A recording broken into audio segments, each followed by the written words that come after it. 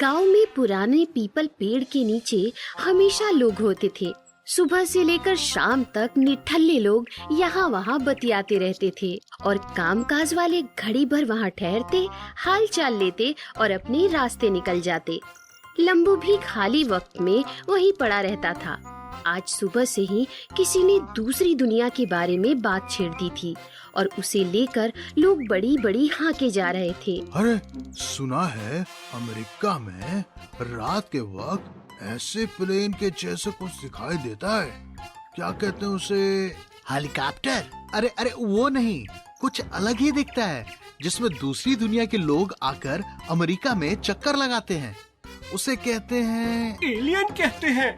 लंबू की आवाज आई और सभी लोगों ने मुड़कर लंबू का स्वागत किया। अरे आवा लंबू भैया, तुम्हारा इंतजार था, कैसे हो? अरे हम तो भैया बढ़िया हैं, तुम बताओ। बस यही किसान भैया को एलियन के बारे में बता रहे थे। लंबू के आते ही एलियन और दूसरी दुनिया वाली बातों ने जोर पकड़ लिया। हाँ तो किशन क्या कह रहे थे? वही भैया, एलियन की बात कर रहा था। अमेरिका में पाए जाते हैं, वो भी रात के वक्त। और वो आते कहाँ से हैं? हालांकि किशन को कुछ पता नहीं था, वो बस मन में आई बातें बता रहा था, लेकिन सबको यकीन जरूर हो रहा था। वो आते कहाँ से हैं? रात को दिखते हैं, मतलब चांद तरफ से आते होंगे। ये सब दिखता है वहाँ। अरे भाई, अमेरिका है वो, बस वहीं ये सब नजारे देखने को मिलते हैं। सब लोग किशन की बातों में आ गए। ये देखकर फटाक से लंबू ने बात घुमाई और सब गांव वालों का ध्यान अपनी तरफ खींचा। कौन कहता है एलियन बस अमेरिका में दिखाई देते हैं? अरे हमारे भारत में भी दिखाई देते हैं एलियन। क्या बात करते हो लंबू भैया? फिर नहीं तो क्या। अरे अपने पड़ोस वाले गांव में एक रात मेरा रुकना हुआ, तो उस गांव में बगल वाली चट्टान पर मैंने देखा एक उड़न तस्तरी। और आगे क्या? रामू ने लंबू की बात काटते हुए पूछा। अबे सुन तो ले बेवकूफ, अब बोलो लंबू भैया। तो मुझे दिखी उड़न तस्तरी। मैं नजदीक गया तो ऐसे अलग दिखने वाले लोग थे, शायद एलियन ही होंगे। अरे कुछ भी क्यों फेंक रहे हो लंबू जी? एलियन बगल वाले गांव में आते तो हमें दिखाई नहीं देते क्या? किशन की बातों ने लंबू के जुबान पर जैसे ताला ही लगा दिया। अब लंबू के सामने सवाल था, अब बोले तो बोले क्या? लोगों की कानाफूसी शुरू हो गई थी। कोई छुप छुप के हंसने लगा था। तभी लंबू ने आवाज चढ़ाकर किशन को जवाब दिया। अरे भाई किशन, एलियन क्या तुम्हें खत लिख कर आएंगे यहाँ? और एलियन है वो, कोई मंत्री नहीं कि आने पर नगाड़े पीटे जाएंगे। लंबू का ताना सुनकर वहाँ हंसी का माहौल बन गया। सब लोग किशन की तरफ देखकर हंसने लगे। लेकिन सवाल तो फिर भी बाकी है, वो आए कब थे? वो चुपके से आते हैं पूर्णिमा की रात को। अरे भाई मैंने खुद देखा है। लंबू के ऐसे कहने पर लोग आपस में बात करने लगे। सुना तुमने? लंबू ने खुद एलियन को अपनी आंखों से देखा है। बड़े ही डेयरिंग बाज हैं लंबू जी। रामू, जग्गू और भी बाकी लोग लंबू की बातों में बह गए थे, लेकिन किशन अभी भी खामोश था। उसने झट से कहा, ठीक है, मान लेते हैं लंबू जी ने पूर्णिमा की रात को एलियन को देखा, तो फिर 3 दिन बाद आने वाली पूर्णिमा को वो हम सबको भी एलियन दिखाएंगे। क्या कहते हो दोस्तों? लेकिन ये वो अगर वो आए ही नहीं इस बार, अगर वो आए ही नहीं तो? ऐसे कैसे? आपने ही तो कहा था ना वो पूर्णिमा की रात को आते हैं। कोई बहाना नहीं चलेगा लंबू भाई, आपको हमें ले जाना ही होगा। लंबू हड़बड़ा गया था। अब क्या करे उसकी समझ में नहीं आ रहा था। लोग भी लंबू से पूर्णिमा की रात मिलने का वादा लेकर वहाँ से जाने लगे। देखो अरे मेरी बात सुनो, अगर वो नहीं आए तो मैं क्या करूँगा? किशन भाई सुनो तो। लेकिन तब तक सब लोग जा चुके थे और लंबू अकेला परेशान खड़ा था और उसे कुछ भी समझ में नहीं आ रहा था कि वो क्या करे। दिन भर भटकने के बाद जब वो घर की ओर जा रहा था तो उसे टिंगू की याद आई और वो सीधे उसके घर पहुंचा। टिंगू भाई, अब बस तुम ही हो जो मुझे बचा सकते हो। अगर तुमने कुछ हल नहीं निकाला तो मेरी सारे गांव के सामने नाक कट जाएगी। अरे लेकिन हुआ क्या है ये तो बताओ। और लंबू ने अपनी राम कहानी कहना शुरू किया। अरे क्या बताऊं टिंगू, मैंने ऐसे ही कह दिया कि बगल वाले गांव में चट्टान पर मैंने एलियन देखा है और अब सब गांव वाले जिद पकड़ के बैठे हैं कि उन्हें भी एलियन देखा है। ये सुनकर टिंगू जोर जोर से हंसने लगा। अब ये कैसे मुमकिन है लंबू? फेंकते वक्त जरा मर्यादा तो समझा करो। गलती हो गई मुझसे, आगे से ऐसा नहीं करूंगा, बस इस बार बचा लो। टिंगू ने थोड़ी देर सोचा और लंबू से कहा, देखो ये इतना भी मुश्किल नहीं है, बस तुम्हें खबरदारी लेनी होगी। मतलब मैं समझा नहीं।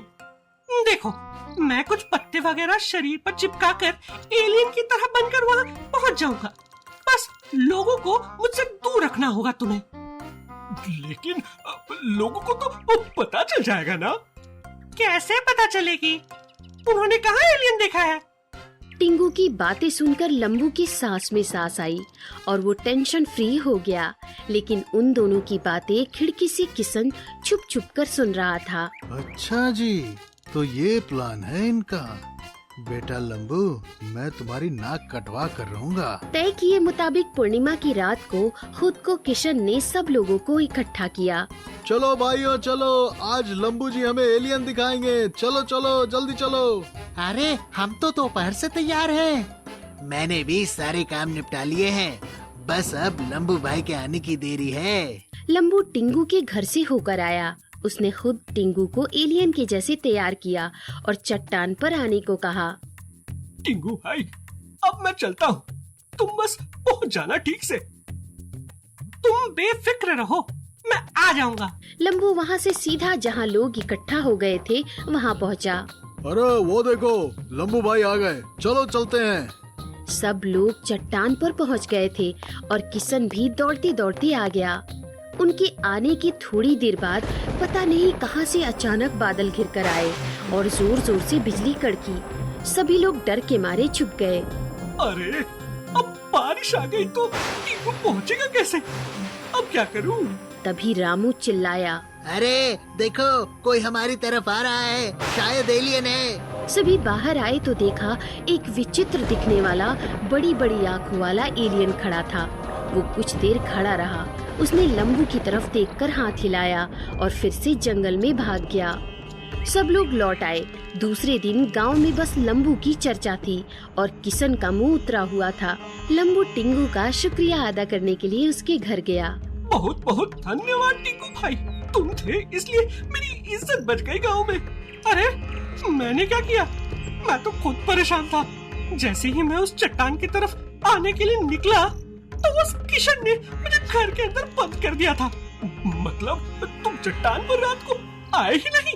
नहीं, वही तो मैं कह रहा हूँ, वहाँ कौन आया था? दोनों सोच में पड़ गए। रात को चट्टान पर अगर वो तुम नहीं थे तो क्या चट्टान पर सच में एलियन आया था?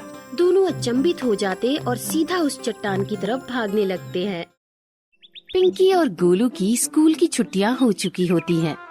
दोनों खूब धमा चौकड़ी मचाते रहते हैं दिन भर। पिंकी, आज शाम को हम दोनों सतोलिया खेलेंगे। ठीक है गोलू, लेकिन गेंद तुम अपने घर से लेकर आना।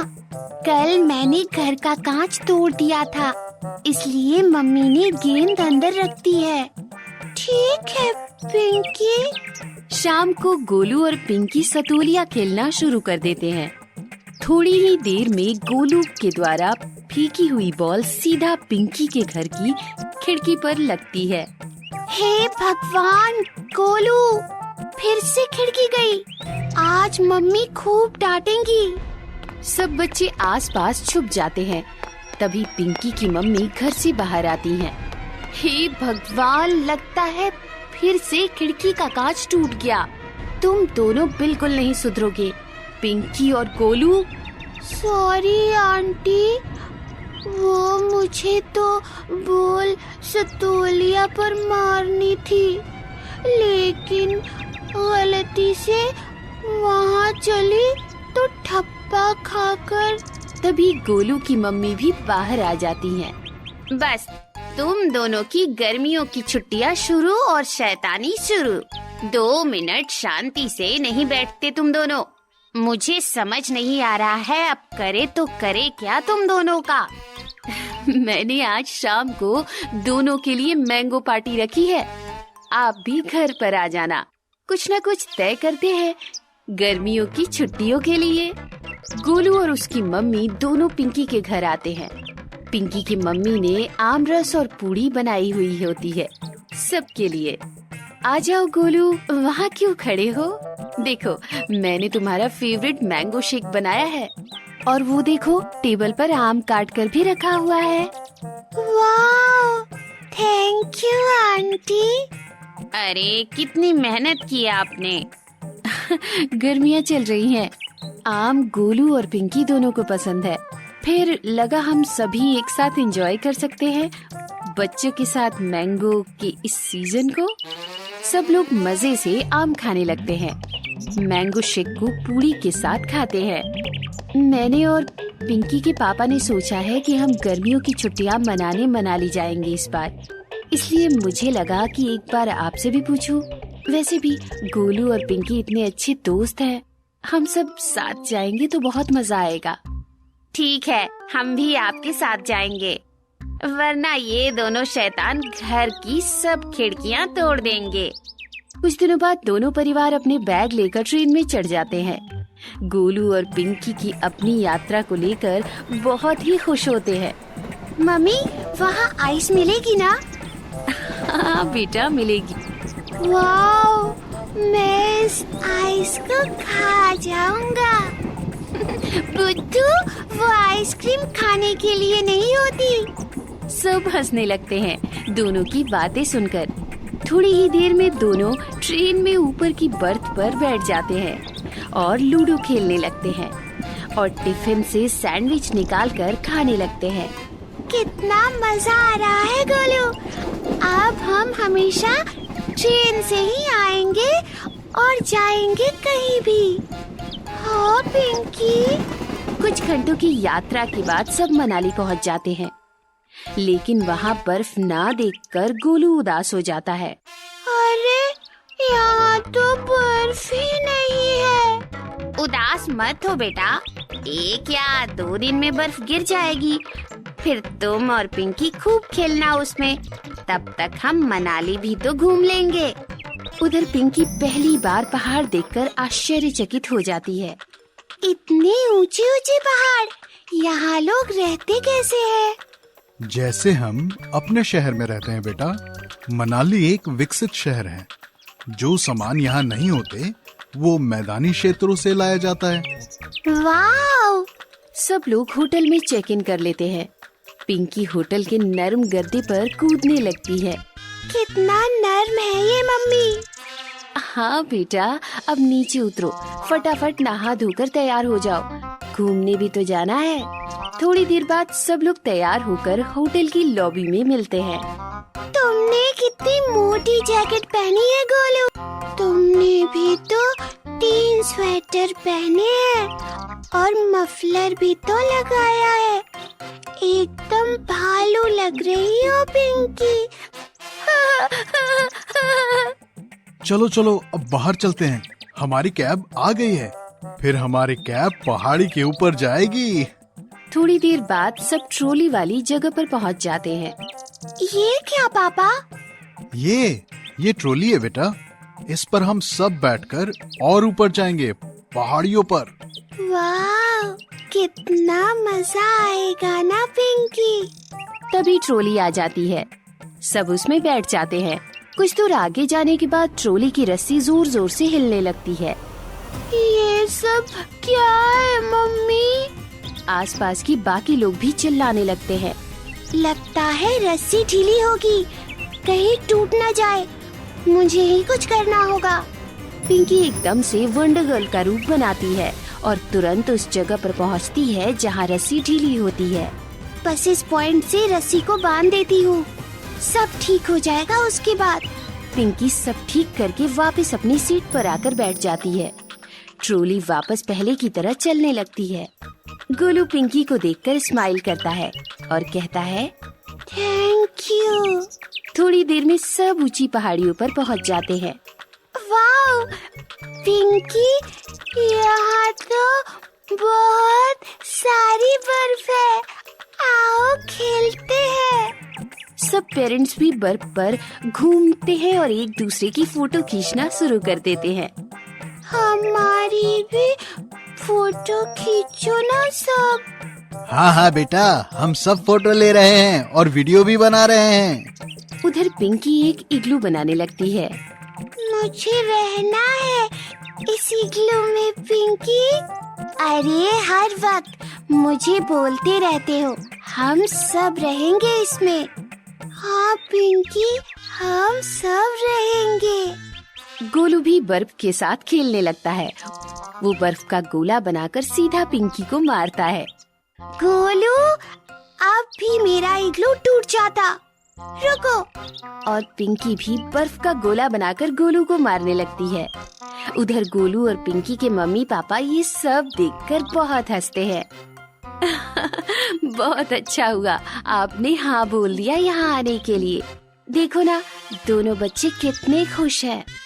थैंक्स तो मुझे आपको कहना चाहिए। आपने कितना शानदार प्लान बनाया, वरना बच्चे अब तक हमारी खिड़कियाँ तोड़ रहे होते।